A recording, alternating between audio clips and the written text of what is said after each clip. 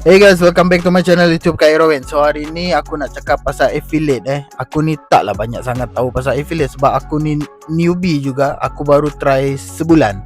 So dalam masa sebulan lebih ni aku agak try hard sikit juga post video dekat TikTok berkenaan dengan beg kuning kan. Tapi tak banyak video lah yang aku post berkenaan dengan affiliate ni. Kebanyakannya aku post tentang kereta aku ni, modified kereta aku ni .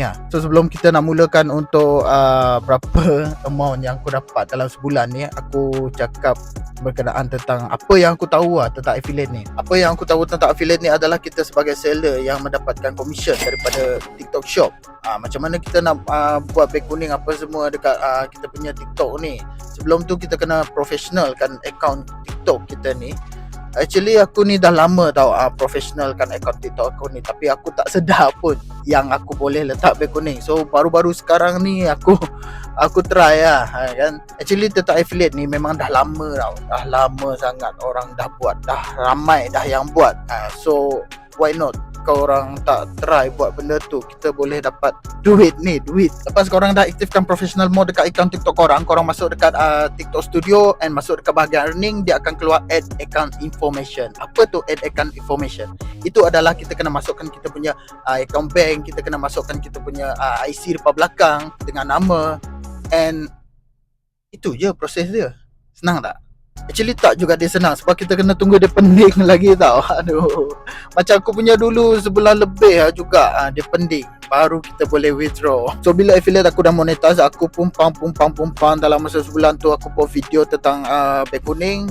Sekarang baru ada hasil. So berapa hasil tu? RM33 je weh. Dalam masa sebulan lebih aku try buat affiliate sebagai newbie. RM33 aku buat. Tapi aku rasa macam syukur juga sebab yelah kita ni newbie kan. Kita dah dapat berpuluh ringgit. Okey lah bagi aku. Daripada kita dapat 1 sen pun kita dah bersyukur tau tentang berkenaan dengan affiliate ni. Sebab bukan senang kita nak suruh orang beli barang yang kita promote kan.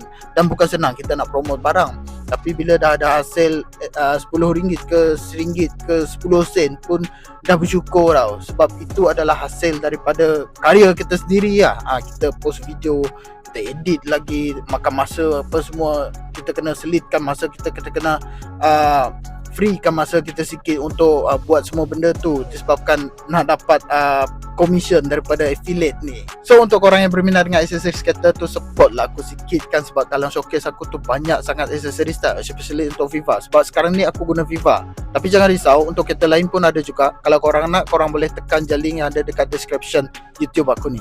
Mungkin tu je kot aku jelaskan untuk affiliate ni. Sebab aku ni pun still newbie lagi, aku pun still belajar lagi tentang affiliate ni. Aku taklah tahu banyak mana kan. Untuk korang yang nak baru start buat affiliate tu, korang buat lah.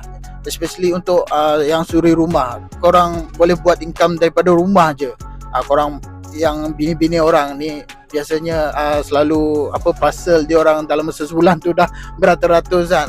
So korang buatlah affiliate, korang buatlah income korang. Kalau korang nak parcel yang lebih banyak lagi datang dekat rumah korang dalam masa sebulan tu, korang buatlah affiliate. So kita boleh buat income daripada rumah je, walaupun kita suri rumah kan. So itu je video untuk kali ini. Thanks pada yang watching, I really appreciate it. Aku tahu yang viewers video ni taklah sampai beratus mana, tapi cuma aku nak aktifkan semula account YouTube aku ni.